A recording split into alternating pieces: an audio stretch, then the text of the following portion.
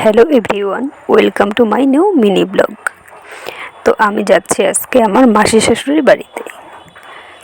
সেখান থেকে ইচ্ছে আছে কোচবিহারটা একটু ঘুরে দেখার। তো আমি চলে এসেছি সোজা আমার মাসি শাশুড়ির বাড়িতে। এখানে এসে খাওয়া দাওয়া করলাম।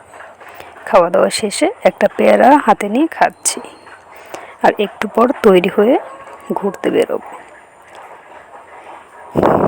সবার সাথে গল্প গুজব করতে করতে টাইম বেশ ভালোই কেটে গেল। এখন প্রায় 3টে নাগাদ বাজে, আর আমাদের প্রোগ্রামে জল ঢেলে দিল এই বৃষ্টিতে।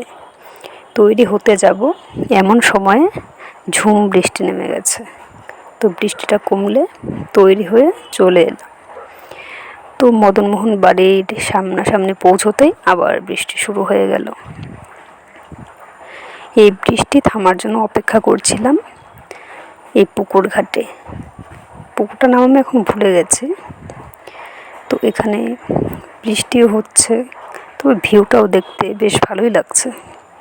এদিকে প্রায় সন্ধে হয়ে এসছে, চারধারে লাইটগুলো জ্বেলে দিয়েছে।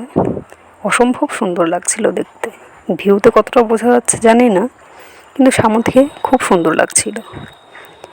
আর এখানে এই যে আমার হাজব্যান্ড আর আমার দেবর দুজনে হেঁটে হেঁটে যাচ্ছে। আমি পেছন থেকে একটু ভিডিও করে নিচ্ছিলাম, ওদের না বলে ওরা বুঝতেও পারেনি। তো এসে আমরা চারদিক ঘুরলাম। সাগরদিঘির 3টে পার ঘোরা হয়েছে। তো বাড়ি চলে এসেছি ঘুরে। সকাল সকাল উঠে আবার রওনা দিতে হয়েছে বাড়িতে। বাড়ি থেকে বারবার ফোন আসছিল, তো সকালে উঠেই আমরা বাড়িতে চলে এলাম।